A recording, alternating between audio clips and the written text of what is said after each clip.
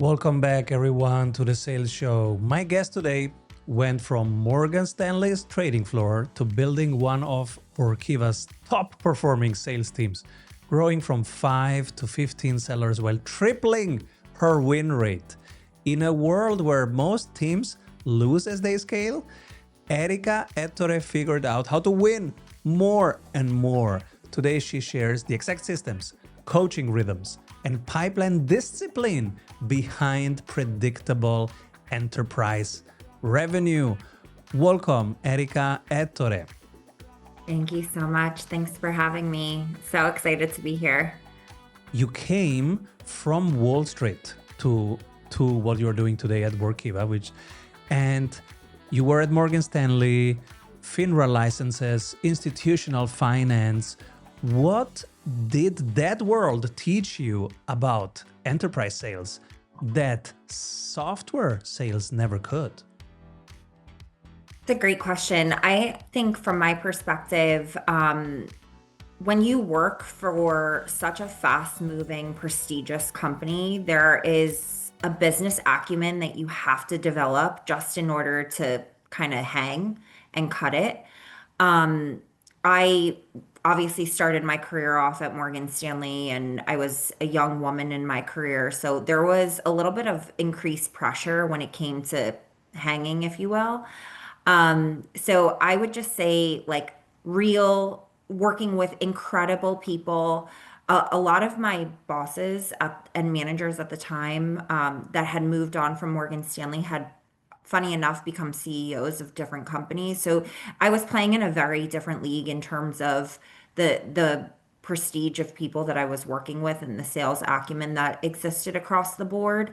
So I would just say, like, being exposed to that and really picking up on micro things, whether it was their body language, the way that they went into meetings, the way that they presented, the political nature that existed before and after meetings, how they would interact with clients, right? All of those things when it comes to B2B sales really matters, right? It's in the fine tooth comb area of sales that I think really creates the edge that exists. So it it's not just like, hey, how do you pitch? It's more of how do you pitch? Why do you pitch? What's important to the client? What really stands out to the client that really, like, propelled me into going from Wall Street into B2B sales in technology. I love this. And you grew your team from 5 to 15 and tripled win rates at the same time. Everybody listening right now, Simon, that's impossible. What are you even saying? Walk us through how you actually did it. So when I was developing my team, and I'm just sorry if I'm looking away, I'm just looking at my notes.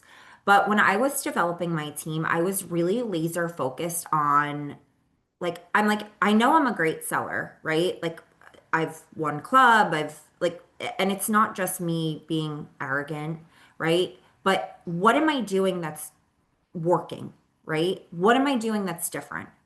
And I really tried to boil it down to different things, right? Creating personalized relationship, ensuring that I go into every single meeting adding value. What is going to be my 1-2 punch of that meeting, and knowing what my 1-2 punch of that meeting is, right? Understanding how important relationships are, because a lot of the decisions that are being made within enterprise sales, you are not at the table for those conversations. So you really have to ensure that the people that you're working with are strong suited to have those conversations and feel empowered at the client level to go and talk to their peers, their boss, etc. So I really boiled down what my success was, and I tried to instill it in the team by giving them my wisdom of what had created my edge as an individual contributor. And every single person has their own edge, right? Like, I have great sellers on my team that bring different aspects to the sales cycle that are probably stronger than mine. So I hired great talent. Like, the team underneath me is just incredible. And I don't even want to say underneath me, like, the team that I lead. is very, very strong. And I am very direct when it comes to asking questions. I have no problem asking questions that most people are thinking about asking, but I just ask it and I try to do it in a softer way. Sometimes it doesn't always work in my benefit, but if you are not able to answer those types of questions, it really shows that you either don't have a good handle on the deal, you don't understand the client, you don't understand the buying nature of the client, and it becomes very evident through tough questions. So, sharing my wisdom, number one, of what made me a good seller, and you have to be incredibly thoughtful and articulate because knowing why you're a good seller is not easy to kind of come to terms with. And then also just being able to ask the tough questions that most people like are uncomfortable being able to ask, to the point that my team now like poses some questions back to me that are super tough, right? Of, hey, how are we going to get to the next level? But it becomes instilled into their operating rhythm and how they show up for clients. You mentioned knowing the buying nature of our clients. If somebody listening right now goes, "Oh my gosh, I wish I would have their buying nature somehow mapped out in front of me." How do you get to such understanding and deep knowledge of their buying nature? For sure. So there are definitely signals there, right? And my team has a high volume of transactions on a per annual basis, right? So as a byproduct of that, they gain experience very quickly in terms of how clients like to buy and how they like to be sold to. Those two are vastly different, right? Not everybody likes to be sold to in a specific way. Like I, as a seller, I do not want to be sold to. I can see through it very quickly. I want advisory type counsel. I want like consultative approach. I want you to come get to know me, right? But not every single client likes to buy in that way, right? So really understanding the persona sitting across from you from either a virtual table, etc. Also being able to take different buttons and different points of different sales cycles and saying, oh, this looks familiar, right? XYZ company just said something very similar to ABC company, right? And how can I take that type of talk track and the way that they wanted to buy into it? Obviously, like you have to be living under a rock to not understand that the B2B space is definitely getting interrupted. The buying cycle is definitely changing in real time. I honestly have an email out to my team later today that talks through the evolution of what we're seeing just in this past quarter of how Mhm. companies are wanting to buy differently, right? How things are getting scrutinized at a much higher level than they ever have before. We need That's CFO. exactly the questions that I'm getting this week and last week. Simon, what exactly do I need to change in my sales approach and my sales processes? And what is just overhyped will stay the same?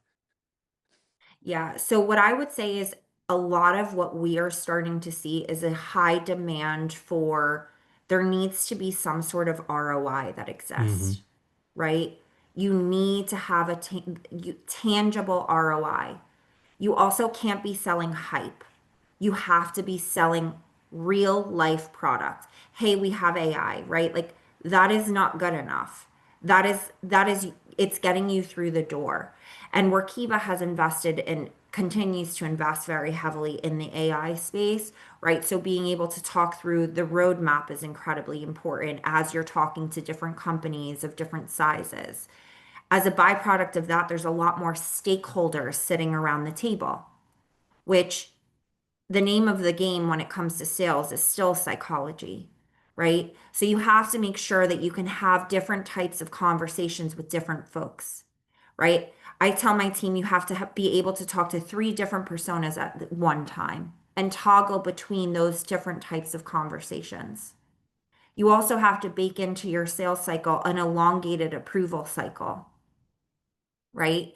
Things are just taking much longer. And I don't think that's just a byproduct of AI. I think it's a byproduct of what's going on in the macro environment that we're seeing.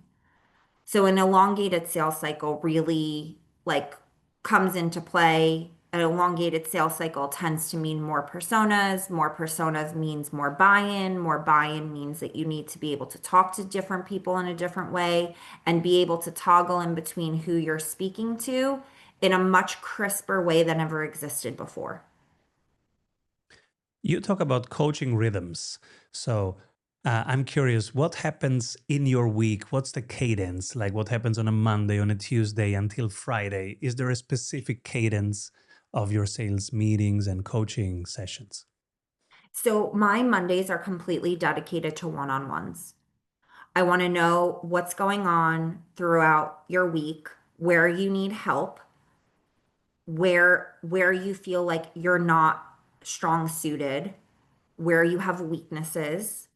I am a big person of focusing on strengths when it comes to the end of the quarter, but throughout the quarter, I am very big on focusing on weaknesses of where's the blind spot? Do you have enough pipeline? Do you have the right stakeholders? How can I help you? Et cetera, et cetera. My Tuesday is where I get my team together and we have a forecast call. That forecast call, every single person presents their forecast one by one, right? We ask tough questions. You get Seven a days lot of forecast. Tuesdays forecasting. And they forecast 7 days out or more? They forecast out for the quarter. Quarter. So yeah, we are forecasting out for a quarter. Yeah. And what I would say is like getting everybody sitting around the same table, talking about the way that they're thinking about their business creates an element of teaming, A, B, accountability, and C, I don't know about you, but there is no more pressure that I have than presenting in front of my peers, It's right? yes. So they are also presenting their forecast in front of their peers. It also creates a culture of, hey, I can go to this person and ask them a question because they are seeing a very similar sales cycle. And I have people sitting from Amsterdam all the way to the West Coast and everything in between. So there is a lot of cross-global pollination that exists in my team on Tuesdays. On Wednesdays, it's typically a day of me working cross-functionally with other stakeholders to really drive strategy forward. Thursdays, I have a level up series for my team that every single week is focused on different topics. This week in particular is focused on personal branding. So really uncovering different elements of where my team feels weak within a sales cycle. We'll have folks from procurement on coming to talk about things that they're looking for. We'll have reps that are very strong in certain areas of the sales cycle, showcasing their sales skills. We'll have once a month a pipeline excellence call to talk about different areas of pipeline, right? So we are very, very thoughtful about that. And then on Fridays, every single Friday, we send a recap email to the entire global organization of different focus areas that we had for that respective week. It's really broken down based on different areas of the business and what went well, what didn't go well. And there's always an element of motivation that exists throughout that. So we are very methodical in terms of the way that our week is run, just by nature of scalability. Everything screams systems. Every day of yours has an intention, has a cadence, a rhythm, a purpose. So everything screams systems. So when that Q2 or of 2024 happened, where you hit 224% of your quota, what exactly happened? What was it, the system compounding or was it something else? I think it's the system compounding. I think like we also work very closely with other sales teams throughout the organization. And I think a lot of sales teams look to our team for areas of growth within the business and different ways that they can show up for their clients. So I think a lot of word has also gotten out throughout the organization of how they can ultimately partner with us and the value add that we bring to the clients. So I think it's kind of a perfect storm, right? It's our systems breed good reputation internally and externally. Is there a deal that you lost that taught you more than a deal that you won? Always. I always learn more from our failures than our successes. And my team knows this. I don't like to lose. So yes, always. There are sales cycles that we look back and, at Workiva, it's very much a team-based sport. Every single person brings their own perspective of why they think that we lost a deal. We do spend a lot of time studying that. We also have started to go out to our clients to get really great perspective in terms of like what could have gone better throughout the sales cycle. We are very much a client-centric company, which I'm very, very proud of. Um, but yes, there are countless losses that we have, despite the fact that our win rate is very high. I do think it's the way that I always think about losses too, right? To keep me grounded is they will be back in some way or form because we continue to increase the capabilities of our platform in a very strong way. So I would just say, like, yes, continuously learn from our failures, if you would call it that, um, or close lost deals. But I would say like we try to come back stronger, which I think is a byproduct of how strong our win rates are. Is outbound changing right now? Cold emails, cold calls, etc. Do you experience a change now with AI? We have not, right? Like the way that I think about it is AI is disrupting processes. They're not disrupting people currently, right? In the way that we're seeing it today. So the human nature of um, sales still very much exists. And I think in order to get somebody on the line, like you need an incredibly strong inside sales team, which we definitely have here at Workiva. Um, so in my mind, I don't think it has changed just yet. I'm curious what the future holds. But, if you take a look at some of the highest paid jobs right now in AI, it's communication managers, right? They are the top paid professions right now in technology. There's a reason for that. People want to feel like they're talking to a human being, right? They don't want to, the last thing I want to do is talk to a robot. I want to talk to a human, right? So I do think that that element has not yet gone away. I know that there is obviously fear and chatter in the markets, but I don't think I think the human element is here to stay, quite honestly. You are in the middle of the software world. Is software dying or is it just reshaping? My personal opinion, I think it's reshaping and we're going to be coming back much stronger, right? As a byproduct of it. At the end of the day, AI is technology and we sell an AI technology based platform. So my personal opinion is I think we're just going to be much stronger, better, faster at what we do. I don't just mean this in terms of Workiva's product set. I mean this more along the lines of SaaS. I do definitely think that AI is going to disrupt certain elements of processes, right? Like there will be certain elements of the sales process that gets disrupted. There will be certain elements of the sales cycle that gets disrupted, but we sell regulatory reporting software. There is a need for governance and assurance around that I don't think you can go into, insert a domain on your browser that like is just general AI and get an output that is, up to snuff with what we are doing. I would say that probably exists across the board. Anytime there's any sort of disruption that exists, I do think that we go from one side of the spectrum to the other. It's like everything's great and wonderful to doomsday is upon us, right? And a lot of the time, there's a lot of in the middle.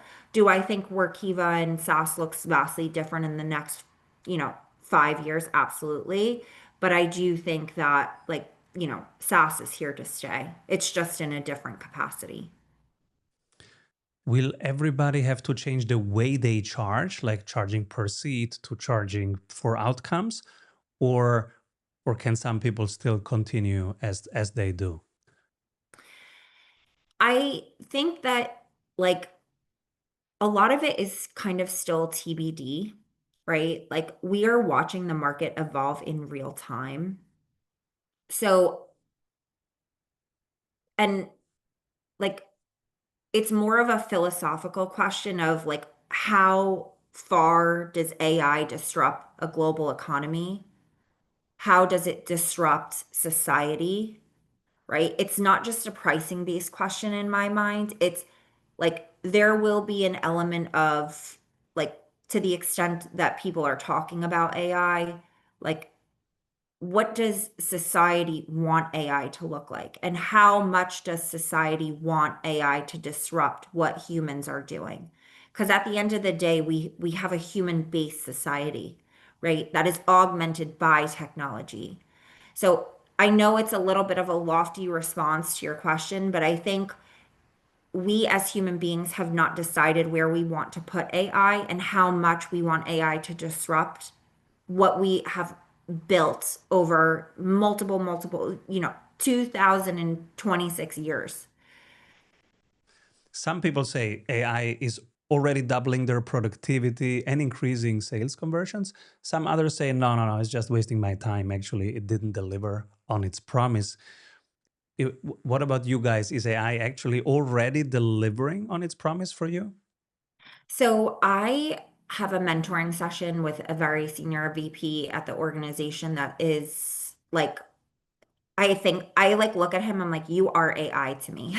Like, he very much embraces AI. And I said to him, I've never moved faster, but I've never been more satisfied with my output. So I would say that while I'm moving much faster than I ever have been, I am not like, that's sloppy work. I'm proud of the output that I'm having. So I do think AI helps me move much faster than I ever have before. And I'm honestly proud of the work.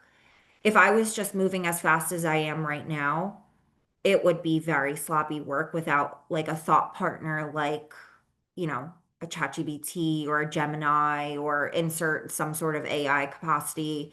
But I am proud of the output that I have. I do think certain people are like boycotting it and saying, look, like, it's not helping me, but certain people use it as a Google search and others use it as process disruption. There are, and or, creating agents that are doing weeks work without disruption. So there you have every side of the spectrum that kind of exists. I'm probably like novice when it comes to it, even though I use AI more than I don't throughout the day. But yeah, you have both sides of the spectrum, and I do think like my output is strong. If a founder is listening right now and they are where you were at the beginning, they have 5 people on their team, they want to have those amazing results in sales without losing their soul. What's the one thing they should put in place this week? So what I would say is, in order to have a high performing team, you need to have the human element behind it. You have to understand what makes people tick. A lot of sales folks tend to be fairly negative, right? Or pessimistic. That's just how they look at things because they've lost deals, they've lost accounts, they've lost, etc. So really reframing their mindset to keep them positive. And I would say instilling that in yourself.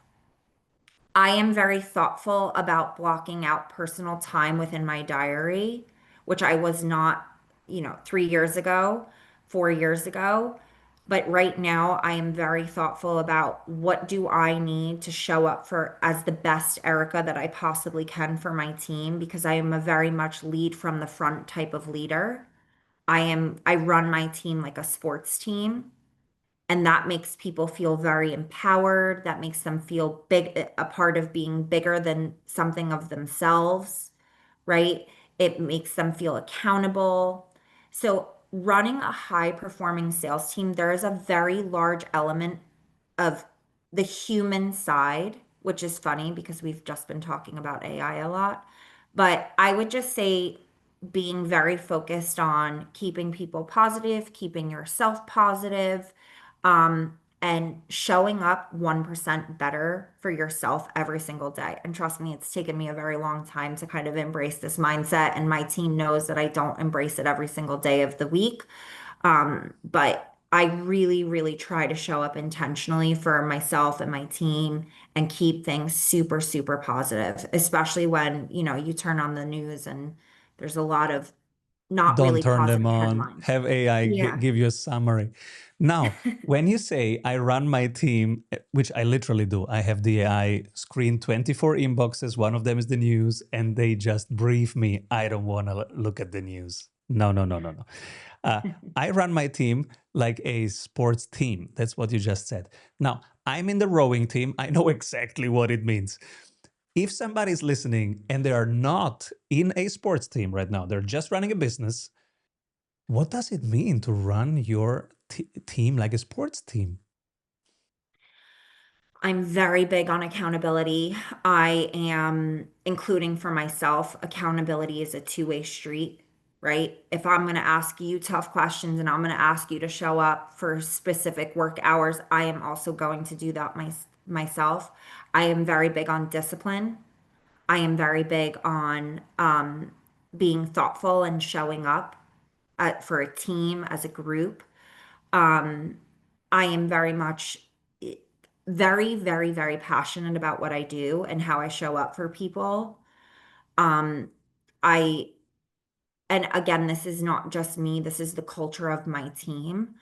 Um, but if you show up that way for yourself, right, and you're able to articulate it and you're able to motivate and instill that into your team, that is how you run a corporate team like a sports team. I treat every single 13 weeks like a sprint, right? You look and dissect a year in 4 ways. It's 13 weeks. You have 4 of them. How are you going to show up, right? At the end of a quarter, how do you feel? Are you stressed because you have so many deals that you need to close, or are you stressed because you're going to miss your number? Those can feel very similar in certain aspects, and they can either make you show up for the next 13 weeks very strong, or they can make you show up for the rest of the year very weak, right? I also am very big on mindset and reframing mindset. I just got off of the call with a gentleman on my team, and he's like, I want to fix X, Y, and Z with some of the partners that I'm working with. I was like, well, instead of thinking about it like that, why don't you reframe it in your mind as something incredibly positive and giving you your edge, right? So, always trying to challenge my team from a mental standpoint, right? Like to about the way that they're thinking about things, if they didn't get the best news from their client, if they feel like they're being dragged down, right? It's instilling a mindset, instilling a discipline, instilling motivation, and not in a cheesy rah-rah way. While I do that to a certain degree, it's also very much felt. It's not just me like, hey, like, people can see if it's genuine or not. So I would say like that is running your team like a sports team. I love this. Erika Ettore, everyone. Erika, where can people find you if they want to connect to you and ask further questions? I would love if people could connect with me on LinkedIn. I am always reaching out to people via LinkedIn, so please feel free to always reach out. I very much appreciate the opportunity that you've given me as well today, Simon. So thank you so much. This is amazing. I mean, if just 2% of the listeners would implement what you just said, I mean, they would have a better year, a better life, not just better sales results, but I think a better life overall, right? If we can get our mindset right and show up with the right discipline and accountability and those systems. I mean, I will dream of your systems. Monday has an intention, Tuesday has an intention. This is systems. Worst case, you fall to the level of your systems. So this is how you should run a team, exactly like Erika, Ettore. Thank you so much for being on the show. Please come back soon, Erika. Thank you. Thanks for having me. Appreciate it.